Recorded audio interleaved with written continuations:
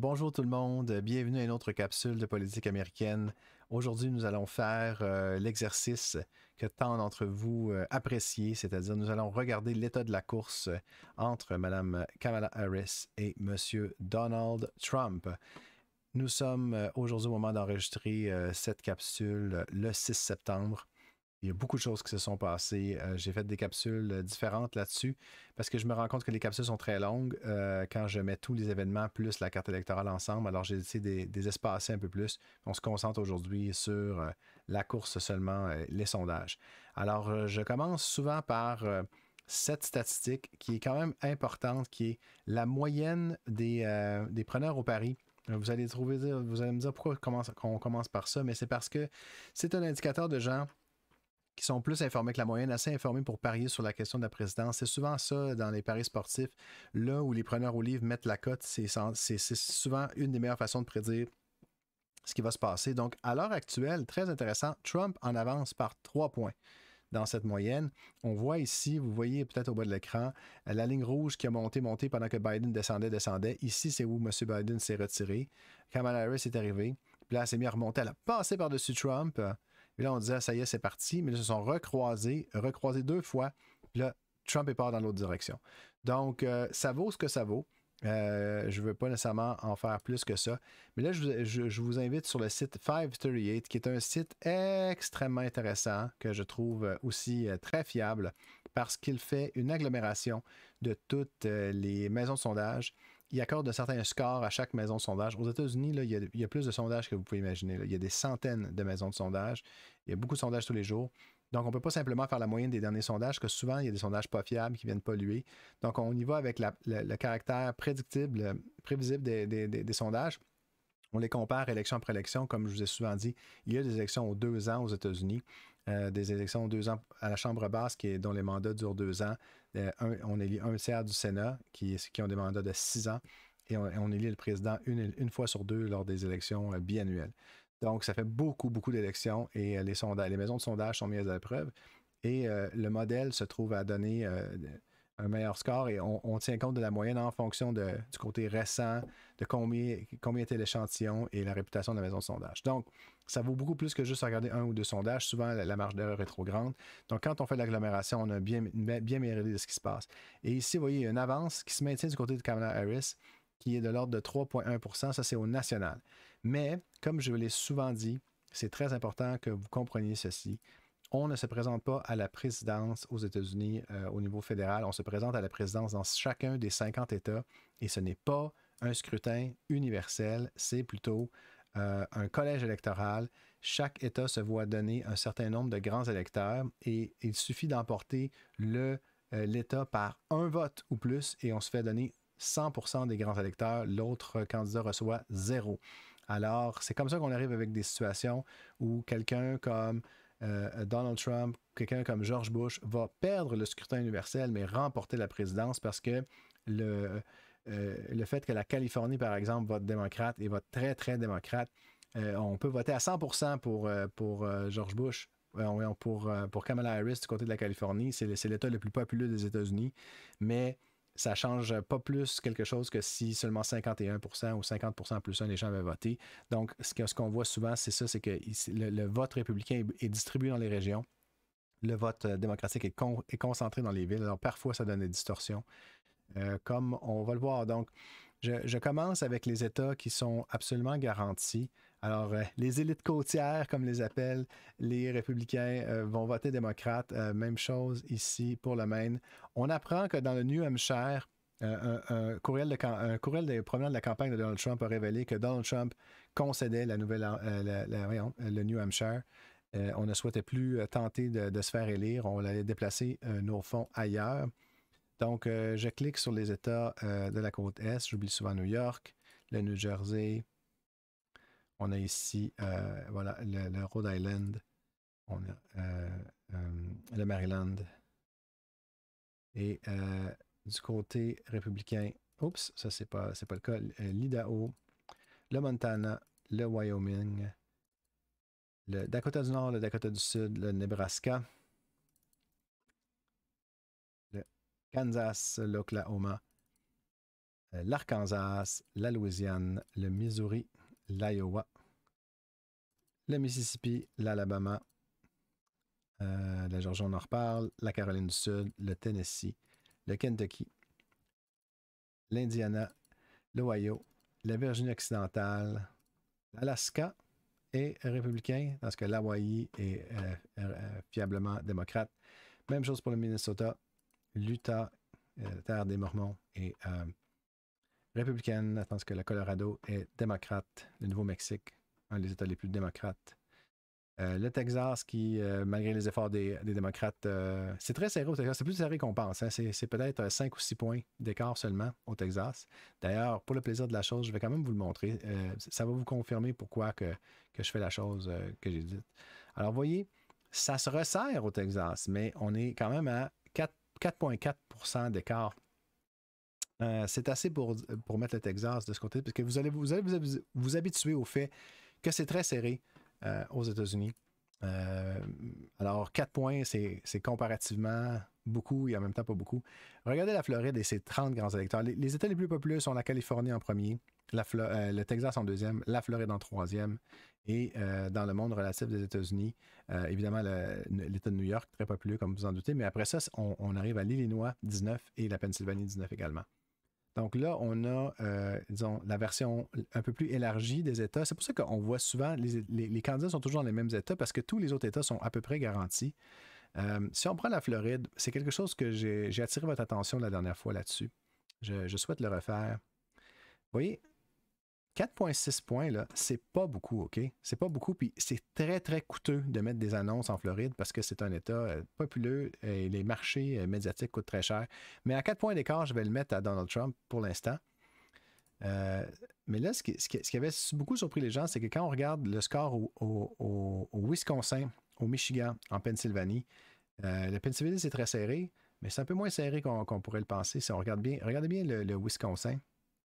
C'était très, très serré, puis là, ça l'est moins. Donc, on va 3 points. 3 points, mais 3 points constants, là, OK? Du côté de Kamala Harris. Donc, c'est certainement ce qu'on va faire. On va mettre le Wisconsin dans la colonne démocrate. On va venir ici pour le Michigan. Le Michigan, 2 points. C'est tellement serré. C'est tellement serré, mais il y a eu des nouvelles assez importantes. Et au Michigan et au Wisconsin, M. Robert F. Kennedy Jr. ne sera pas retiré du bulletin de vote, ce qui veut dire qu'il va continuer de prendre des votes et en majorité, j'ai oublié le district de Columbia, là, la ville de Washington, donc en majorité du côté du Wisconsin et du Michigan, les électeurs qui souhaitent voter pour Robert F. Kennedy Jr. vont pouvoir le faire et sont en majorité des gens qui auraient voté pour Trump en deuxième.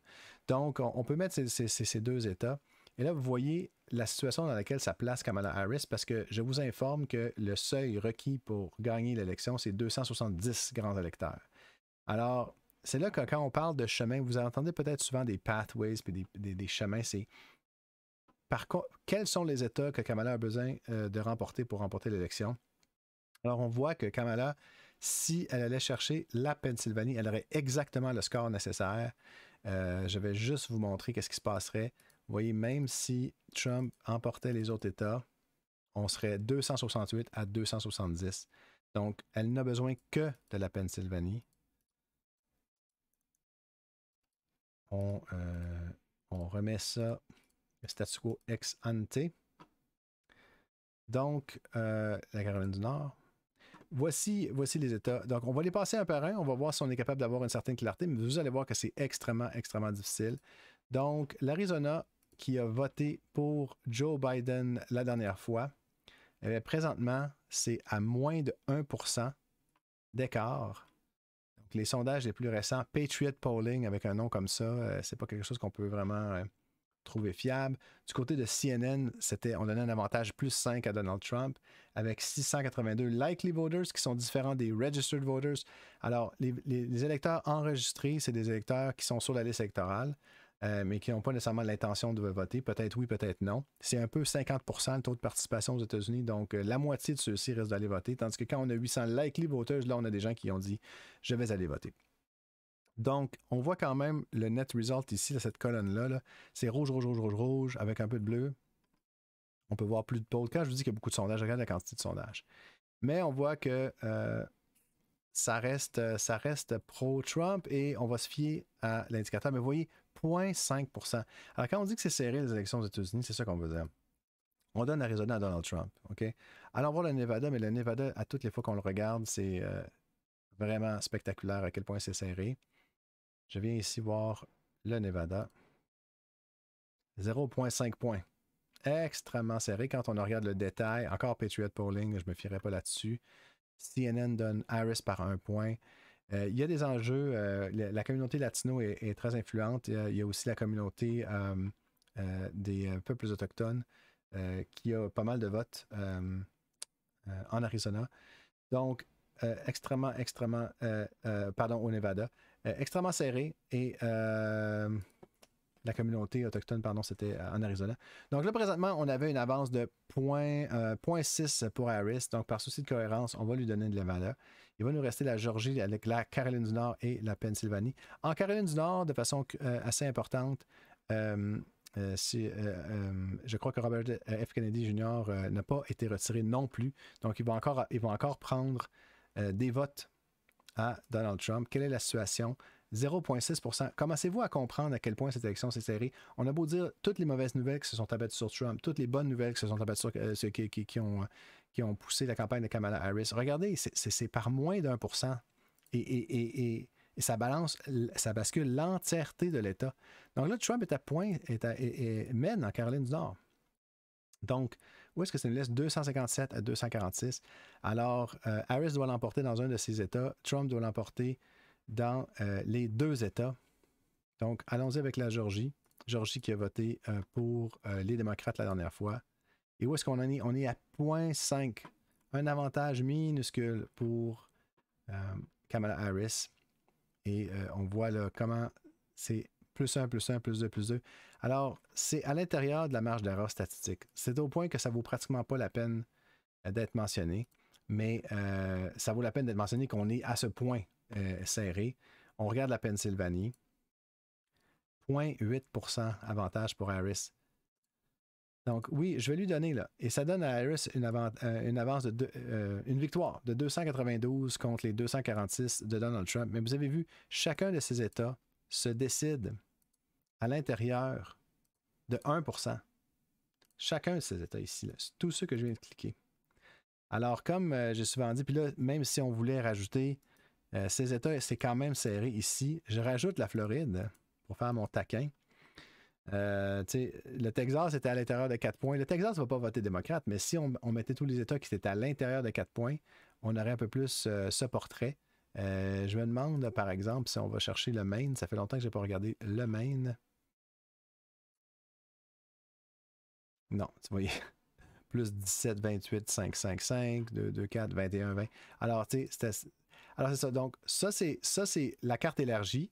On voit que l'avance de Kamala Harris est vraiment importante. Puis c'est pour ça, ultimement, que je crois que les clés d'Alan Lichtman prédisent justement la victoire de Kamala Harris. Je crois que c'est la bonne prédiction à faire à ce stade-ci. Il n'y a pas encore eu le débat. Je vous rappelle que le débat a lieu mardi le 10 septembre. Nous ferons un live. Vous êtes les bienvenus à venir en discuter avec nous. Donc, quand on prend les États qui sont le moindrement serrés, lourd avantage à Kamala Harris. Si on rajoute des États qui sont pas mal plus certains, OK, ces États-ci, par souci de cohérence, là, quand c'est à l'intérieur de 3 ou 4 points, je vais le donner à l'État. Mais la vraie course, c'est celle-ci, c'est 5 États. Et ces 5 États vont décider l'élection. Mais c'est là qu'on parle de chemin, puis c'est vraiment important. Kamala Harris peut remporter la Pennsylvanie, avoir 270 votes. Donc déjà là, si elle remporte la Pennsylvanie, c'est terminé. Par contre, si Trump remporte la Pennsylvanie, ce n'est pas terminé parce que Trump doit encore aller chercher plusieurs votes. Donc elle a besoin de 19 votes. Donc elle a besoin de 2 États, mais pas n'importe quel 2. Elle ne peut pas faire juste Arizona, Nevada et concéder la Caroline du Nord et la Georgie. Donc elle a absolument besoin d'un de ces 2 États pour l'emporter. Elle a besoin de la Caroline du Nord, qui n'a jamais voté démocrate depuis longtemps là, à la présidence. C'est toujours très, très, très serré. Puis sûrement que ça ne ferait pas de tort de nous ramener la Caroline du Nord. dans un mouchoir de poche, léger avantage à Trump. Je vous rappelle que Robert F. Kennedy Jr. Va rester sur le bulletin de vote et la majorité des gens qui votent pour Robert Kennedy auraient autrement voté pour Trump plutôt que pour Harris. Donc, c'est possible. Ici, en Georgie, c'est possible. Ça a été fait la dernière fois. 0,5% en Georgie. Avantage Kamala Harris. Très, très difficile, par contre, de l'emporter. Et on a vu aussi, ces deux États ont été extrêmement serrés. Donc, si Trump devait emporter la Pennsylvanie, ça serait difficile pour Kamala Harris. Elle devrait aller chercher un de ces deux États, difficile à aller chercher, et soit le Nevada ou l'Arizona ou encore la Georgie. Donc, 2 des 4 États, mais pas dans n'importe quelle combinaison. Par contre, si Harris remporte la Pennsylvanie, c'est terminé. Trump peut remporter les 4 autres et elle l'emportera. Donc, c'est pour ça que quand on revient à cette situation, c'est serré, mais regardez, 251 à 219, quand on a placé les États qui sont à plus de 2% pour un parti ou pour l'autre. Mais ceci dit, il y a encore beaucoup de choses qui peuvent changer. Le débat est extrêmement important. Je vous le rappelle une autre fois, mardi, le 10 septembre, nous allons faire un live. Venez nous voir. Et normalement, à ce stade-ci, j'aime bien passer à la au prochain sujet qui sont les clés d'Alan Lichtman. Donc, M. Lichtman a ce modèle qui permet de prédire les élections avec des modèles qualitatifs. Je sais qu'il y a déjà d'autres capsules que j'ai faites là-dessus, mais c'est simplement pour ceux qui découvrent la chaîne. Souvent, ces vidéos où on parle de carte électorale attirent un plus grand auditoire. Donc, pour ceux qui sont habitués à ce modèle, qui avaient vu ma dernière capsule sur le sujet, vous pouvez terminer maintenant parce que ou aller sauter à la fin. Je vais peut-être un petit mot à la fin. Pour tous les autres, bienvenue. Alors, les clés d'Alan Lichtman sont un modèle qualitatif utilisé par un historien qui a souhaité faire imiter un modèle qui avait réussi à prédire les tremblements de terre en utilisant des clés, des espèces de critères objectifs qui, lorsqu'ils sont réunis, on peut arriver à prédire. Donc, si le parti de la Maison-Blanche, donc dans ce cas-ci, le parti de Kamala Harris, doit remporter 8 clés sur 13 et le parti contre Kamala Harris, le parti qui n'a pas la Maison-Blanche, doit en remporter seulement 6. Je vais passer plus rapidement que d'habitude, mais suivez la chaîne, on en parle régulièrement. Il doit avoir une victoire des gains à l'élection de mi-mandat du côté du parti adversaire à la présidence. C'est le cas. On mesure de mi-mandat à mi-mandat. Encore une fois, il y a des élections aux 4 ans. Aux 2 ans aux États-Unis. Aux 2 ans, on élit la Chambre. Après, à 4 ans, on élit le président. Et aux 6 ans, on élit les sénateurs. Mais on élit un tiers du Sénat à tous les 2 ans. L'entièreté de la Chambre à tous les 2 ans. Et une fois sur 2 aux 2 ans. Donc, une fois aux 4 ans, on élit le président aussi. Donc, les élections de mi-mandat se situent entre 2 ans après l'élection du président. Souvent, le parti adversaire va faire des gains, mais là, on ne compare pas par rapport à l'élection du président il y a 2 ans, on compare à il y a 4 ans, d'élection de mi-mandat à élection de mi-mandat, et là, les républicains ont fait des gains. Donc, cette clé appartient aux républicains. Est-ce qu'il y a eu une primaire ou ce qu'on appelle une investiture du côté du parti de la présidence? Il n'y en a pas eu. Ça avantage le candidat parce qu'il n'y a pas de division. Donc, ça, c'est une clé démocrate. Est-ce que c'est le président qui se représente lui-même ou elle-même? Non. Donc, c'est une clé qui avantage les républicains. Est-ce qu'il y a un tiers-parti? L'existence d'un tiers-parti montre une grogne plus grande par rapport au parti de la Maison-Blanche. Ce n'est pas le cas. M. Kennedy se retire et de toute façon, le critère est qu'il devait atteindre 5% de vote, pas juste d'intention de vote, mais de vote le jour de l'élection. Ça n'arrivera pas. Il s'est retiré dans plusieurs États et les sondages le mettaient à 5% ou moins. Donc, M. Lichtman a conclu que ceci n'allait pas se produire.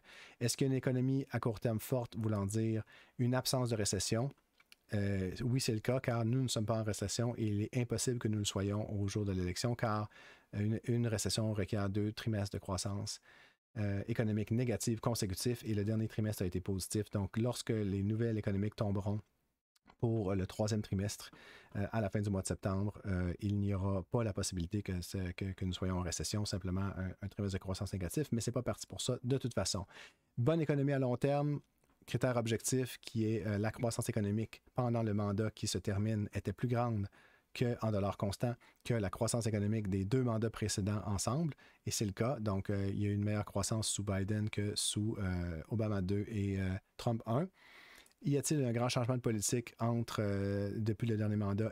tout à fait. M. Biden a passé un menu législatif extrêmement robuste et c'est en grande partie distancié de M. Trump d'une façon tout à fait significative selon M. Lichtman, et vous serez d'accord que Trump et Biden n'ont pas gouverné de la même façon.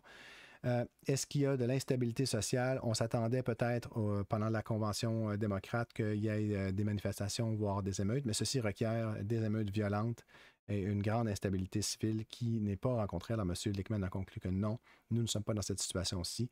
Est-ce qu'il y a un scandale? On parle d'un scandale personnel qui touche directement le président, qui est un scandale grave de corruption et qui est tellement grave que les membres de son propre parti se retournent contre lui. Il y a plusieurs démocrates qui se seraient retournés contre Joe Biden. Ce n'est pas le cas. Les républicains ont tout fait, mais n'ont pas réussi. Donc, encore une fois, critère objectif. Est-ce que beaucoup de démocrates dénoncent Joe Biden pour sa corruption? Non. Donc, ce critère n'est pas rencontré. Échec militaire, réussite militaire, ce sont des clés que M. Lichtman a dit. On va en parler plus tard. Commençons par la question du charisme. La question du charisme c'est un critère très élevé. L'un ou l'autre des candidats doit être un candidat qui est une fois dans une génération un talent tellement grand qu'il va chercher de larges pans de l'électorat adverse, comme il y a eu des Reagan démocrates. Donc, Ronald Reagan était un de ces candidats générationnels et l'autre était FDR. Donc, charismatic incumbent, non. Kamala Harris n'est pas capable d'aller chercher de larges parts de l'électorat républicain. Et même chose pour Donald Trump, il n'est pas capable d'aller chercher de larges pans du Parti démocrate. Ce qui fait que déjà, on a les 8 clés du côté de Kamala Harris. Madame Harris est prédite gagnante par ce modèle et elle pourrait gagner par... Non, là, elle gagnerait serré si ces 2 clés s'avèrent être républicaines, mais si elles sont démocrates, ça pourrait être une très grande victoire.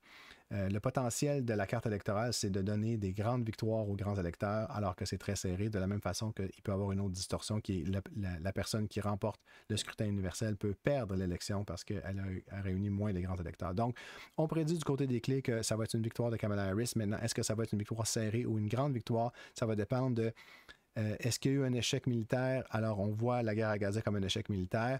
Présentement, c'est une clé républicaine. Mais s'il devait y avoir un cessez-le-feu à Gaza, peut-être que ça se transformerait en faux. Finalement, cette case ne serait pas cochée. Ça deviendrait avantage démocrate.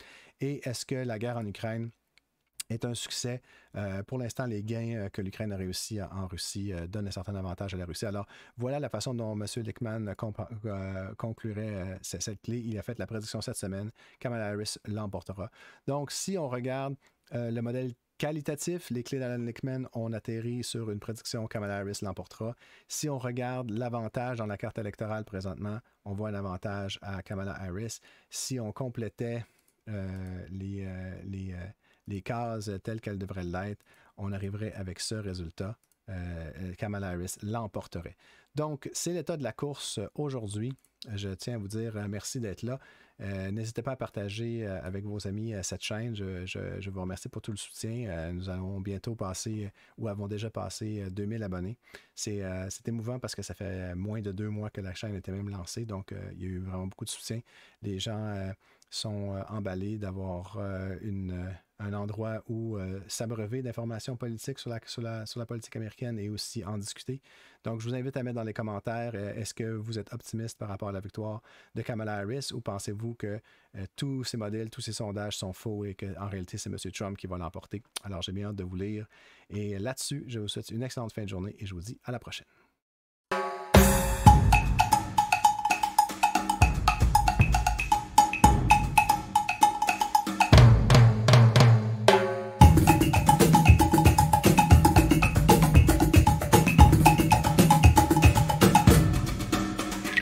Merci de regarder la vidéo, merci d'être là. Si jamais vous en avez les moyens et que vous souhaitez soutenir la chaîne, je vais vous montrer comment faire.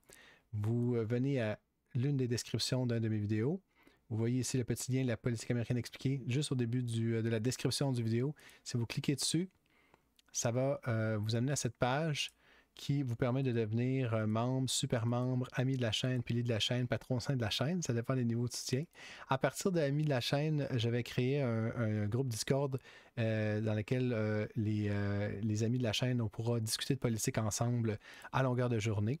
Donc voilà, c'est simplement ce que je voulais vous dire. Si vous n'en avez pas les moyens ou si vous n'en avez pas envie, sachez que j'apprécie énormément chacune de vos vues et surtout chacun de vos commentaires. Donc n'hésitez pas à me donner toutes vos opinions dans les commentaires de cette vidéo et j'ai déjà hâte de vous soumettre la prochaine capsule. Je vous dis une excellente fin de journée et je vous dis à la prochaine.